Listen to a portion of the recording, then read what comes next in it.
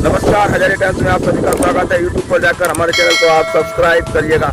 आइए से शेयर कराते हैं प्रखर जी से। आइए हमारे साथ। आपको हजारिया टाइम की तरफ से बहुत बहुत बधाइयाँ, बहुत बहुत शुभकामनाएं। धन्यवाद। अच्छा प्रखर जी, आप ये बताइए कि आपके हाई स्कूल की परीक्षा कहाँ से उत्तीर्ण की थी? हाई स्कूल में मैं ललितपुर के एसडीएस स्कूल में एनरोल था। 2010 में मैंने पास किया था। अच्छा, एसडीएस से? जी। कौन सी सन की बात है ये 2010 की बात है। अच्छा, इसमें 12th आपने कहाँ से की? 12th के लिए मैं विदिशा में था। 2012 में मेरा 12th हुआ था और उसके बाद 2016 में ही मेरा आईआईटी कानपुर से बीटेक था इलेक्ट्रिकल इंजीनियरिंग से। अच्छा, इलेक्ट्रिकल से आपने आईआईटी करने के बाद क्या किया? उसके बाद मैं 5 महीने तक एक जॉब कर रहा था गुड़गांव में। डेटा बेस्ड कंसल्टिंग प्रोफाइल थी और उस दौरान ही मेरा मन बना कि शायद मुझे प्रिपरेशन करनी चाहिए। प्रेरणा आपको कहाँ से मिली आईएएस की परीक्षा के लिए? घर में हमेशा से बोलते थे कि मुझे ट्राई तो करना चाहिए एक बार, ये एग्ज़ाम के लिए शायद सूट करेगा। और आप ललितपुर में जब रहते हो तो सभी ऐसे लोगों से जब आप देखते हो, इंटरेक्शन आपका होता है, तो आपको प्रेरणा मिलती है कि ये काम मुझे भी करना चाहिए।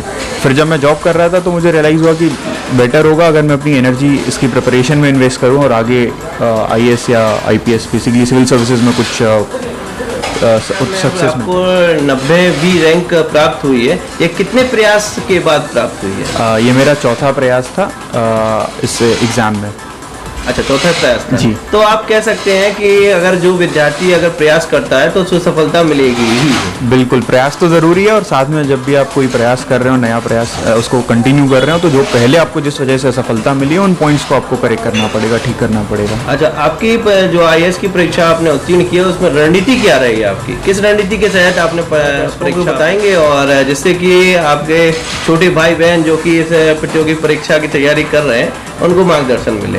देखिए, सबसे ज़रूरी है कि हम सिलेबस वगैरह अच्छे से देख लें, किस तरीके की क्वेश्चंस उनको पूछना है।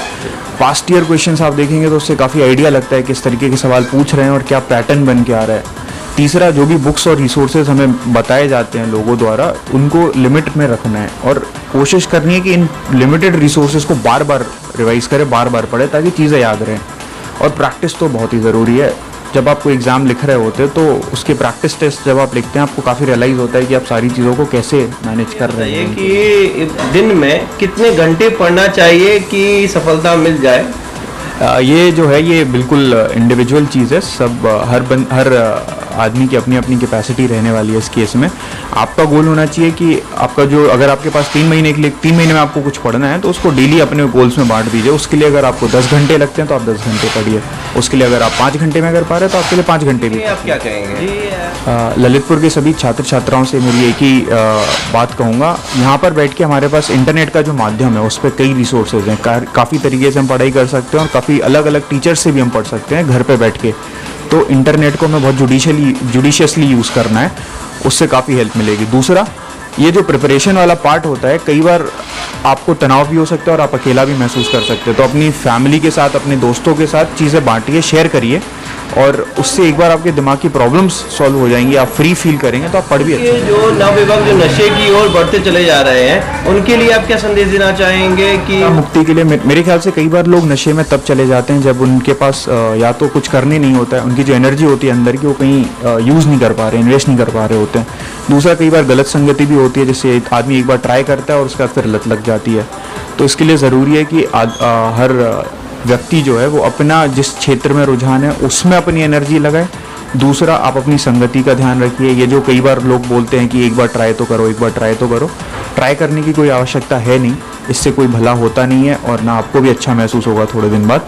तो बेटर है आप अपनी जो अच्छी चीज़ें आपको जहाँ पर आपका मन कर रहा है वो करिए, अपने दोस्तों के साथ बाकी और भी जो अच्छी चीज़ें होती है वो सब करिए और वहाँ पर अपनी एनर्जी इन्वेस्ट करिए। अभी समय किसी जिला के जिलाधिकारी बनेंगे तो आप ललितपुर के जो छात्र छात्राएं जो तैयारी कर रहे हैं उनके लिए आप क्या क्या करेंगे? थोड़ा सा आप हमारे साथ शेयर करेंगे? हाँ, अगर ललितपुर के कुछ छात्र छात्राओं के लिए अगर मेरे को कुछ करने का मौका मिलता है तो सबसे इम्पोर्टेंट तो है कि जो भी जितनी भी सरकार की स्कीम्स हो गई या फिर जो भी रिसोर्सेज अवेलेबल है, जैसे स्वयं एक पोर्टल है, स्वयं प्रभा चैनल है जहाँ पर सरकार जो है डिफरेंट कोर्सेज वगैरह कराती है, तो इन सबको हमें बहुत अच्छे से यूज़ करना चाहिए। ये जो ऐसे रिसोर्सेज हैं जहाँ पर हम कुछ भी कर सकते हैं। मैंने खुद ने स्वयं से काफ़ी 3-4 कोर्सेज किए हैं और अलग अलग चीज़ें सीखी हैं। तो ये कुछ चीज़ें हो गई जो हमें करनी चाहिए। दूसरा, आप अपने लाइक माइंडेड लोगों से जुड़िए जो आपकी तरह इस एग्ज़ाम की तैयारी कर रहे हैं या फिर पहले कर चुके हैं। एक मैं हो गया और भी ऐसे लोग होंगे, और इन लोगों से पूछिए। क्वेश्चंस पूछने में कभी हिचकिचाइए मत। अगर आपको लग रहा है कि आपको कुछ जानना है, कैसे प्रिपरेशन करनी है, क्या पढ़ना है, किस तरीके की चीज़ें ये होती हैं, तो उसमें कभी हिचकिचाइए मत, बेझिझक पूछिए। किसको देना चाहेंगे? इसमें मेरी जो सफलता है उसके लिए मेरे परिवार वालों का काफ़ी सहयोग रहा है। 4 या 5 साल जो मैंने प्रिपरेशन किया उसके टाइम पे उन्होंने मुझे पूरा सपोर्ट किया, जिससे मैं टेंशन फ्री होकर पढ़ पाया। मेरे दोस्त, जब भी मैं कुछ तनाव में आ जाता था या फिर थोड़ा प्रॉब्लम फील करता था, तो उन्होंने भी काफ़ी पॉजिटिव मोटिवेशन मेरे को दिया कि अगर मैं कोशिश करता रहूँगा तो मैं कर सकता हूँ ये। बहुत बहुत धन्यवाद आपका, और फिर आपको हजारिया टाइम की तरफ से बहुत बहुत बधाइयाँ, बहुत बहुत शुभकामनाएं। ये हमारे साथ थे प्रखर जी, जिन्होंने IAS भारत की सबसे उच्च परीक्षा कह सकते हैं, तो उनको उत्तीर्ण की और 90वीं रैंक प्राप्त की, और ये उनका चौथा अटेम्प्ट का। इनका इससे एक संदेश जाता है कि प्रयास करते रहिए, सफलता अवश्य ही मिलेगी। बहुत ही अच्छा लगा है, बहुत अच्छा। इससे ज़्यादा खुशी की बात कोई हो नहीं सकती कि हमारे बच्चे ने इतनी बड़ी कठिन परीक्षा इतने मतलब आराम से इसने निकाल लिया है। बहुत अच्छा लगा इसमें, घर में इसका बहुत अच्छा माहौल है, खुशी का माहौल है। अच्छा, ये बताइए, उसको मैंने किसी चीज़ का अभाव महसूस नहीं होने दिया, और हरदम उसको यही मतलब बताता है कि भैया तुम करो तो तुम कर सकते हो, ऐसा कोई असंभव नहीं है जो अपन ना कर सके। मैं किरण जैन, ललितपुर से। कैसा फील कर रहे हैं आज आपके बच्चे प्रखर जैन जी और IAS की परीक्षा उत्तीर्ण की? मैं बहुत गौरवान्वित महसूस कर रही हूँ, अपने आप को बहुत सौभाग्यशाली मान रही हूँ कि हमारे बेटे प्रखर ने बहुत मतलब सिविल सर्विस एक कोई छोटी चीज़ नहीं है, उसमें अच्छे रैंक से उसने सफलता हासिल की है। और हम लोगों का तो प्रयास रहा, उसका प्रयास ज़्यादा रहा, हम लोग तो मोरल सपोर्ट करते रहे।